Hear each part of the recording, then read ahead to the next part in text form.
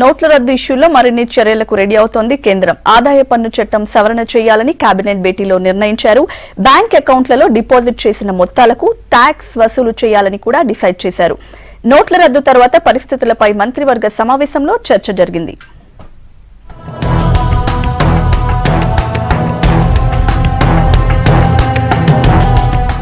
ప్రధాని మోడీ అధ్యక్షతన జరిగిన కేంద్ర కేబినెట్ లో చాలా అంశాలపై చర్చించారు మంత్రులు. నోట్ల రద్దు తర్వాత పరిణామాలపై డిస్కస్ చేసినట్టు తెలుస్తోంది. లెక్కలు చూపని సంపాదనను బ్యాంకుల్లో దాస్తున్న వారిపై కఠిన చర్యలు తీసుకోవాలని భావిస్తోంది కేంద్రం.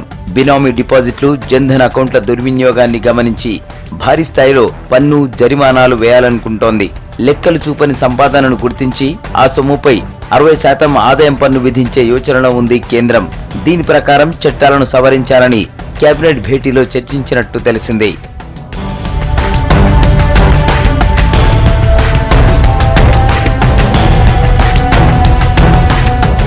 $500, 1000 నోట్లను రద్దు చేసిన 2 వారాల వ్యవధిలోనే జీరో బ్యాలెన్స్ జన్ధన్ అకౌంట్లలో 21,000 కోట్లు డిపాజిట్లు అయినట్లు చెబుతున్నారు బ్యాంకర్లు.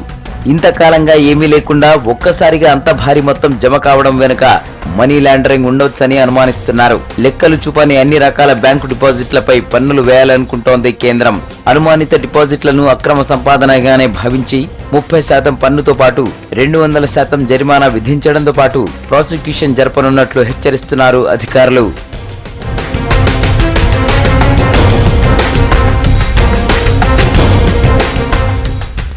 బ్లాక్ మనీపై 45% పైగా పన్ను, జరిమానా విధించేలా ఆదాయ పన్ను చట్టానికి సవరణ చేయాలనుకుంటున్నట్లు సమాచారం. ఆ అవకాశాన్ని వినియోగించుకోని వారిపై 60% దాకా పన్ను వేయాలని భావిస్తోంది. బినామీ డిపాజిట్లను, ప్రత్యేకించి జన్ధన్ అకౌంట్లలో అక్రమ డిపాజిట్లను పూర్తిగా నివారించాలని డిసైడ్ అయింది కేంద్ర సర్కార్.